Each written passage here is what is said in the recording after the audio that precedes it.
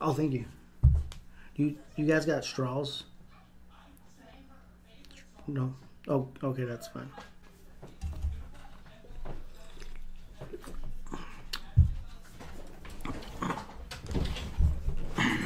I've been deceased for 4 years. I died 4 years ago. I've been haunted for 3 years. Had to take a year off, you know what I'm saying? Find myself as a spirit, so to say. Talk a little bit about my first haunting experience. That's what we're here for. My first haunting experience, once I got the paperwork, I was pretty excited about the situation. Seemed like a sweet deal on paper, you know. I would be haunting in East Gilbert, Arizona. A real nice part of town, you know. Great school district. Got like 7 Starbucks in the area and shit. So, you know, I figured I'd be getting me a nice little white family. Amityville they ass right quick, you know. I'm sure they would film after a few weeks, you know, and that always adds some extra spice to the haunting. So yeah, on paper, I was coming into the situation with high expectations, you know.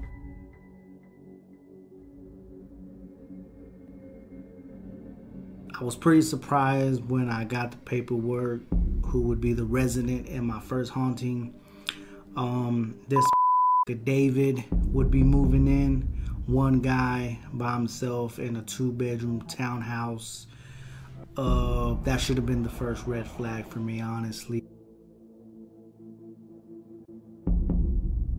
With that being said, I was still excited about my first haunting situation, you know what I'm saying, and I was gonna make the most out of it. The first 2 weeks were quite underwhelming, to say the least, you know. As far as haunting, I did a lot of stuff that I think would get a spook out of any normal family, any normal people, you know. Knocking shit over, making loud noises, unplugging shit, banging on doors at 3 o'clock in the morning, stuff like that, you know. I did this for several weeks to nothing. I got absolutely no reaction out of David.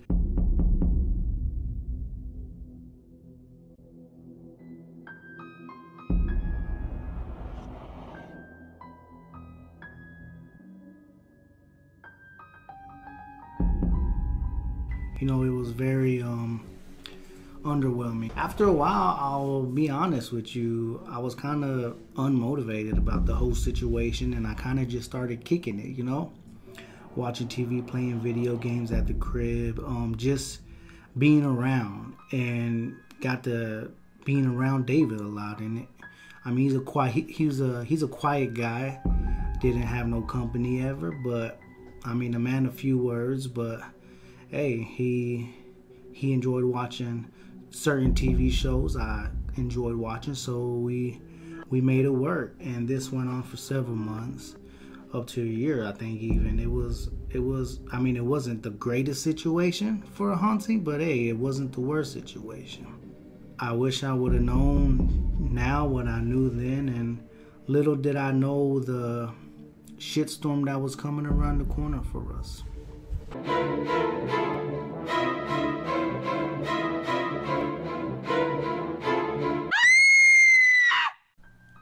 I remember the exact night everything started. It was a Saturday night. We were watching an episode of Roseanne.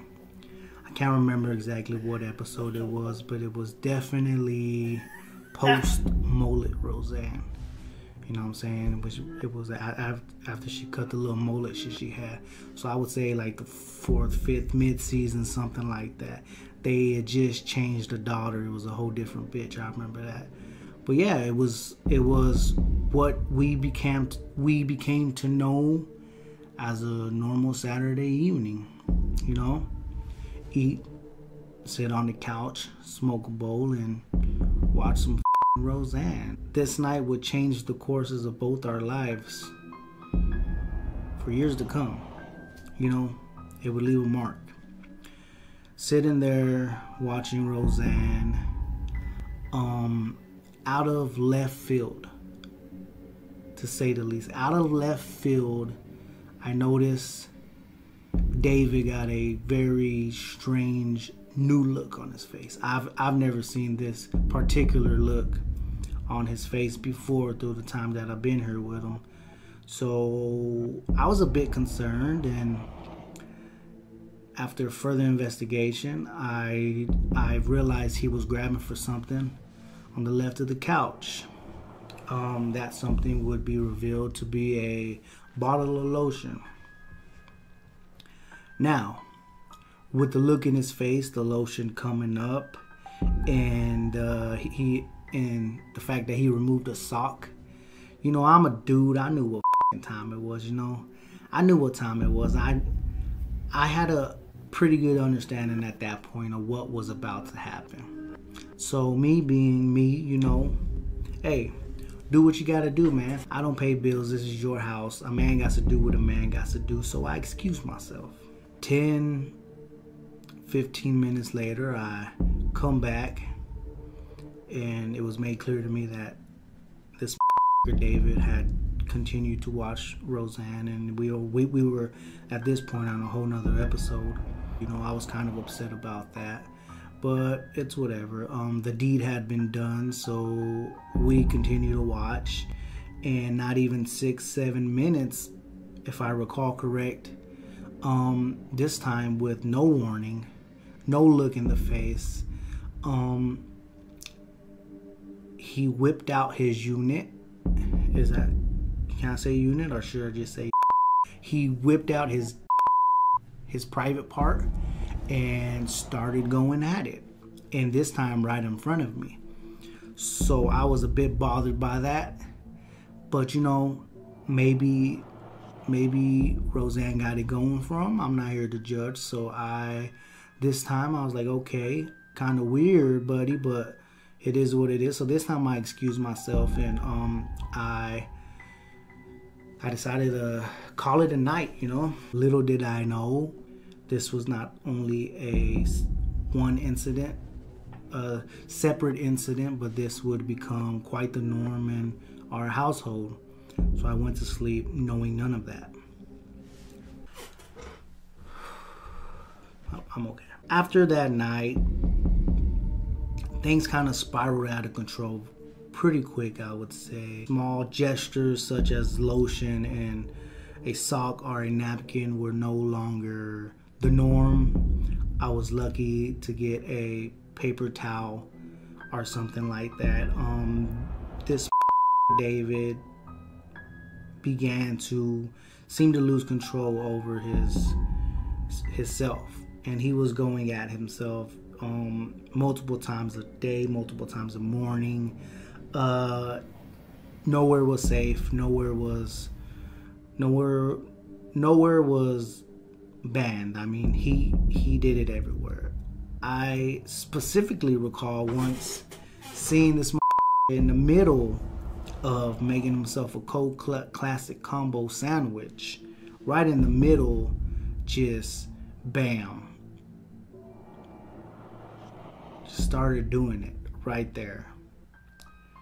And like I said, the look in his eyes at this point can only be described as soulless, dark, beady, soulless eyes, and it ruined my appetite, to say the least. Nowhere was safe. I never knew what I was going to walk into around any corner. Yeah, I think it's safe to say I was scared in my own haunted house. It's funny because I know David can't see me, but I swear to you, there's been times where that is looking at me straight in my eyes. Better yet, straight into my soul. And it turns my stomach, let me tell you. It turns. That's something you'll never get used to.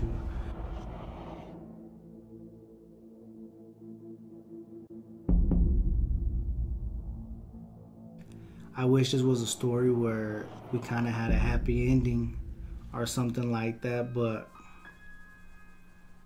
No, it's gotten worse, if anything. This motherfucker just can't stop. He went full Selena Gomez. You know? Can't keep my hands to myself, you know? Yeah, it was, I don't see no end to it. This guy got to get a girl or something. Hopefully with big boobs, but you know what's the most messed up thing about it is that I got a glimpse into what people are capable of when they think they're alone. There really is no rules, no boundaries. There should always be rules. There should always be boundaries.